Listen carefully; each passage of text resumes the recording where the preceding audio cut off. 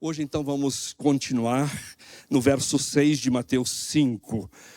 E ali diz o seguinte: bem-aventurados os que têm fome e sede de justiça, pois serão satisfeitos. Está na tela, vamos todos ler juntos numa só voz.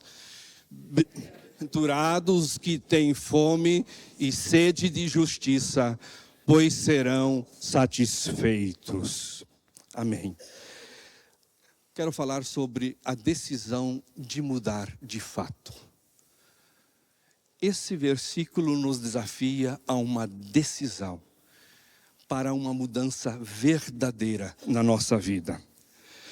Quantos de nós aqui nesta noite já tentaram mudar algo realmente importante na sua vida e não conseguiram? Quantas vezes você já disse: puxa vida, eu queria ser diferente, eu queria agir de maneira diferente, eu queria me comportar de maneira diferente, eu não queria usar determinadas palavras na minha boca, eu queria ser diferente. Eu não sei se você já parou para pensar sobre isso. O quanto isso às vezes é desafiador na nossa vida, tomar esta decisão de mudar de fato. Mas para que uma mudança aconteça na nossa vida, é necessário muito mais do que apenas o desejo. É necessário muito mais do que apenas força de vontade.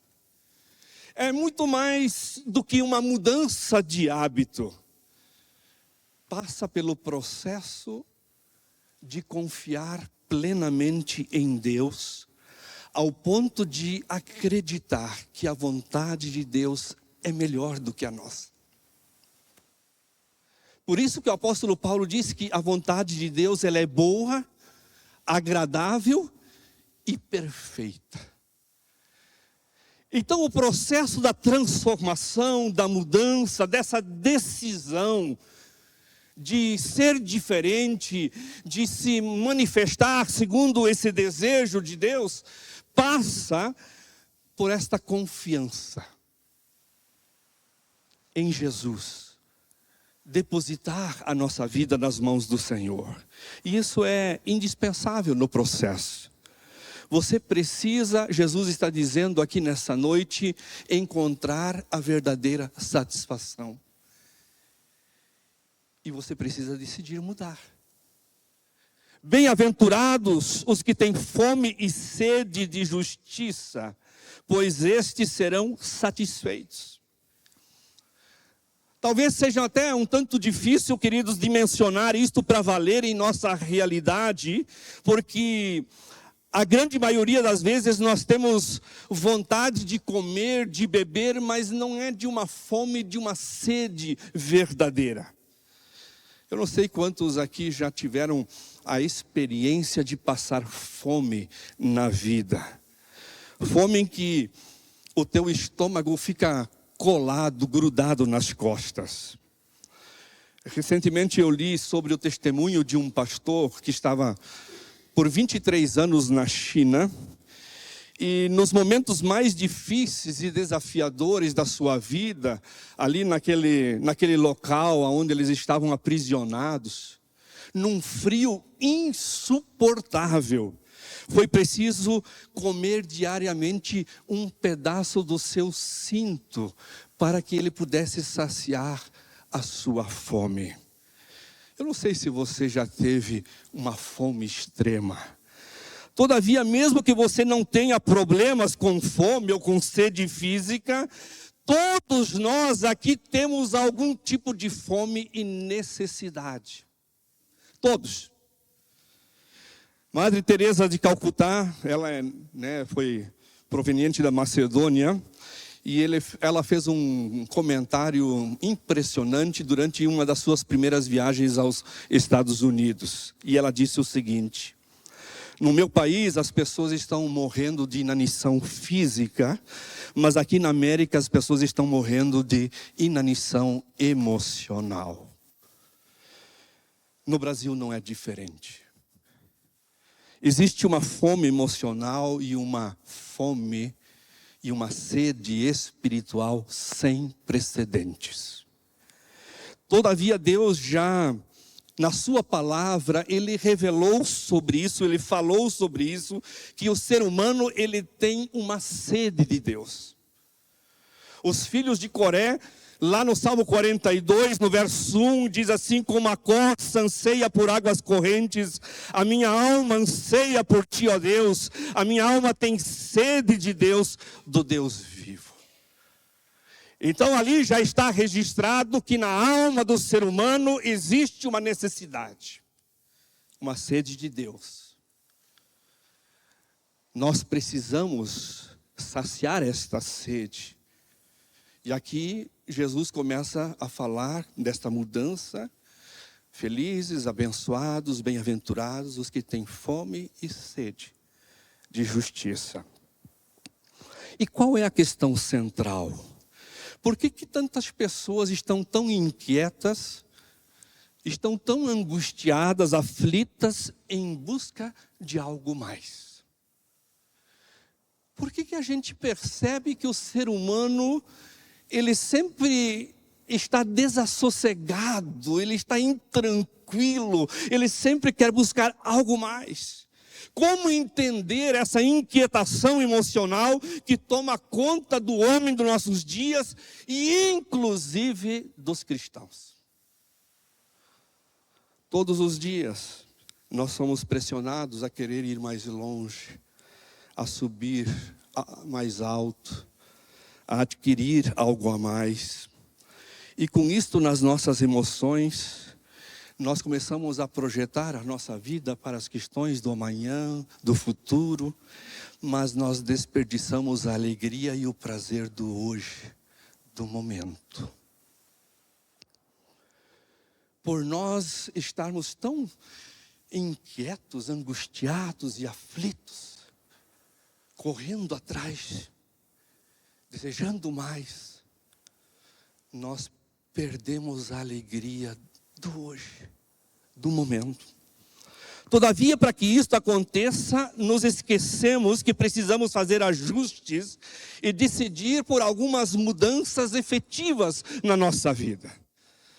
As pessoas pensam assim: nossa, a minha esperança é ter dinheiro suficiente para comprar um carro, uma casa. Ótimo, tudo isso é legal, é justo.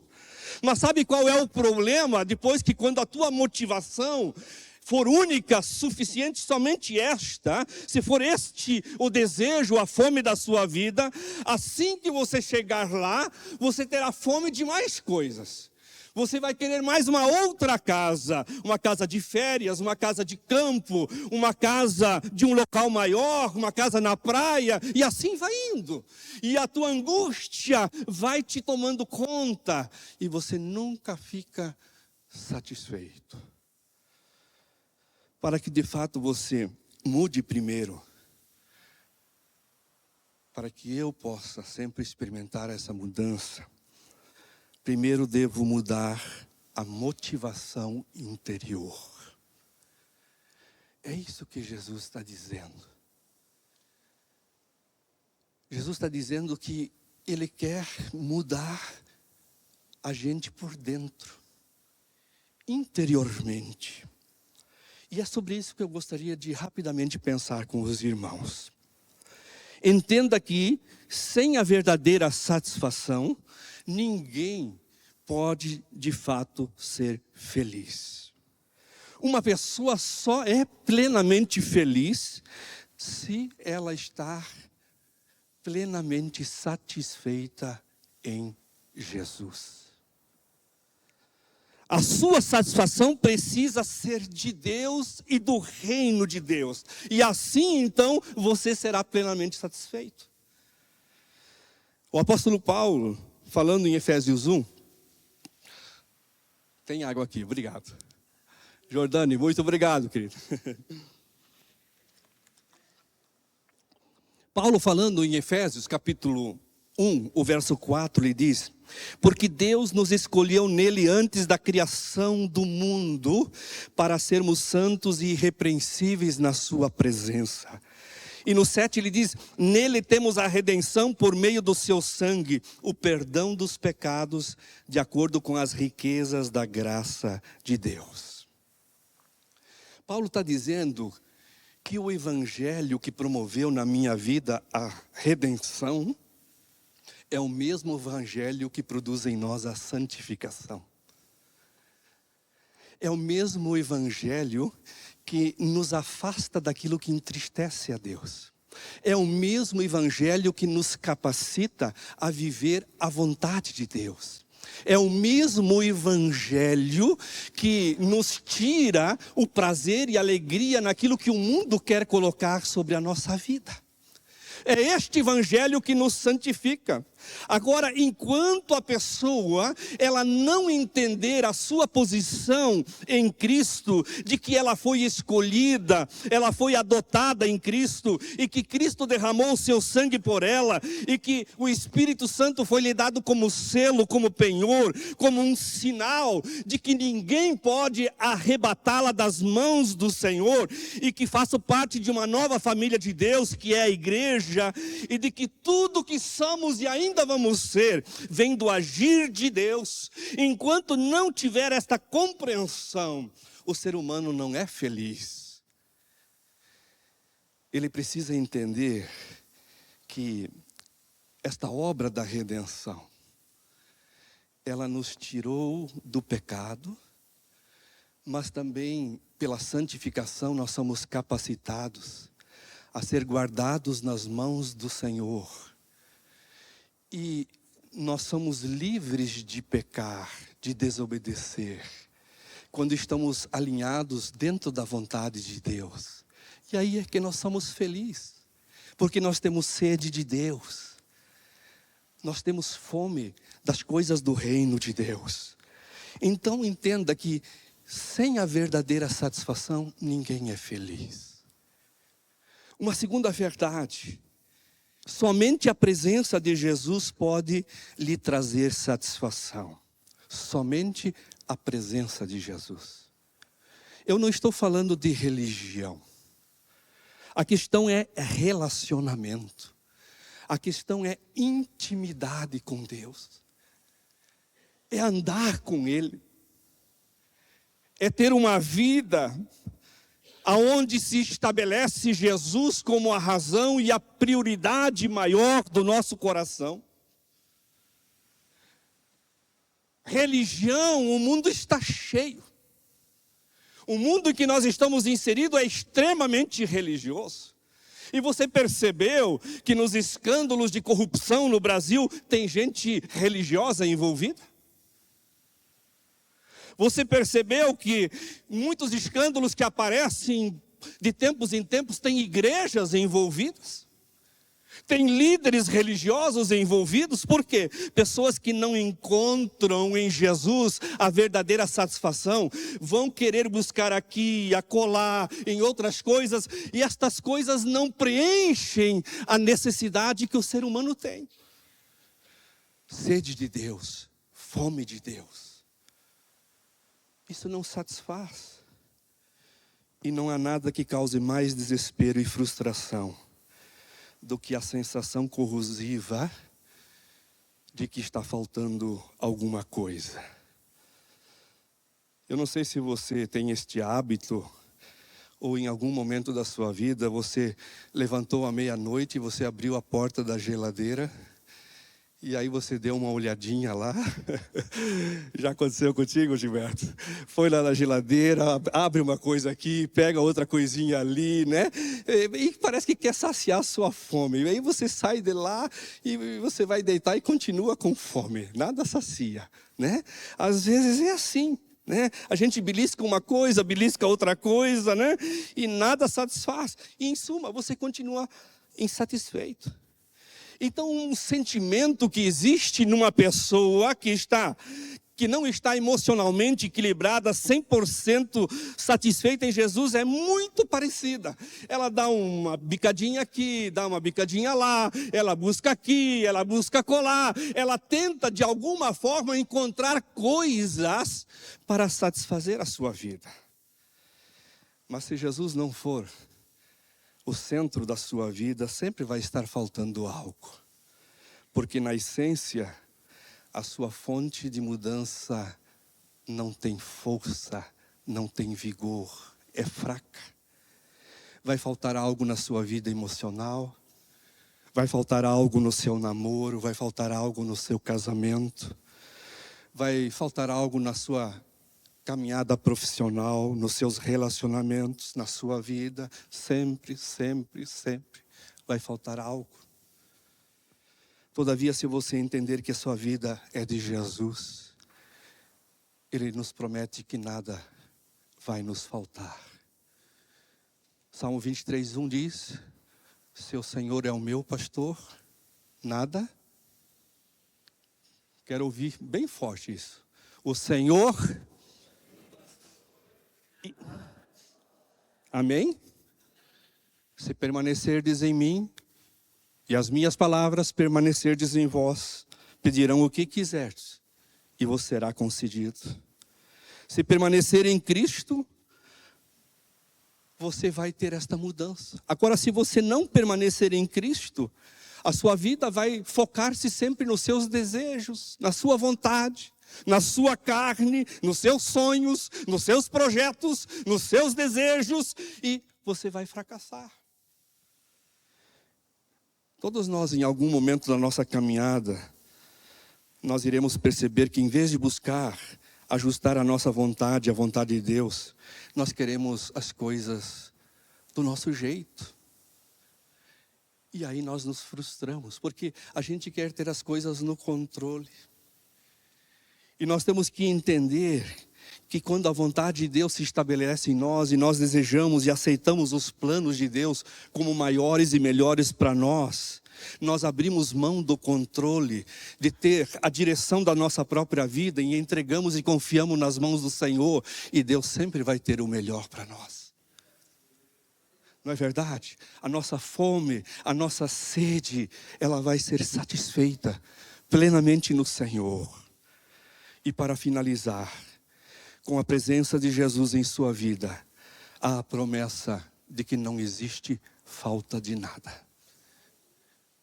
Diz aqui o texto: bem-aventurados aqueles que têm fome e sede de justiça, porque eles serão Você não vai ter falta de nada.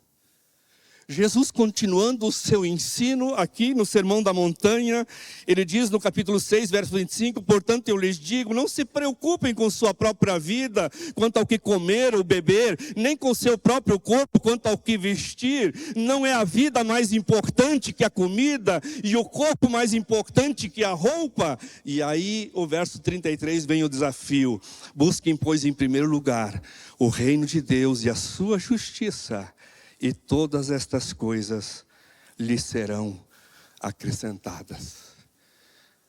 O que Jesus está dizendo aqui é que se você caminhar com Ele e andar com Ele, você nunca vai perder. Você nunca vai perder. Você encontra a verdadeira alegria de viver quando a sua vida está 100% satisfeita em Cristo. Quando a sua vida está 100% satisfeita em Cristo, você não precisa correr atrás das drogas para encontrar alívio. Quando a sua vida está 100% satisfeita em Cristo, você não precisa beber para esquecer. Você não precisa fugir para resolver. Você não precisa trair para sentir prazer. Você não precisa roubar para ter. Você não precisa se mostrar como outra pessoa para ser aceito. Imagina o que um filho tem que fazer para o pai o amar. Nada. Ele simplesmente o ama. Você não precisa fazer nada para Deus te amar. Apenas reconhecê-lo, que Ele é seu Pai, por intermédio do seu Filho Jesus. Você vai ser plenamente satisfeito. Você vai ser honrado. Você vai ser reconhecido. Você vai ser abençoado. Você vai ter uma vida que de fato te faz reconhecer como um salvo, como um redimido. Você vai se sentir capacitado porque Deus te capacita. Você vai se sentir pleno, cheio, porque Jesus vai te satisfazer. E então, você é feliz. Satisfação é isso. Você é reconhecer que você se torna uma pessoa digna, porque Jesus te tornou digno. Você se torna uma pessoa de valor, de significado, de importância. E sabe que o amor de Deus está na sua vida, porque este amor foi derramado no teu coração.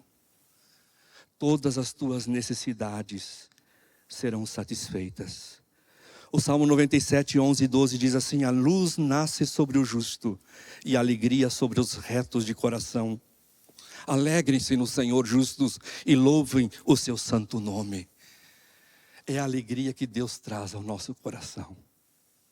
Bem-aventurados, afeiçoados, felizes, são aqueles que têm fome e sede de justiça.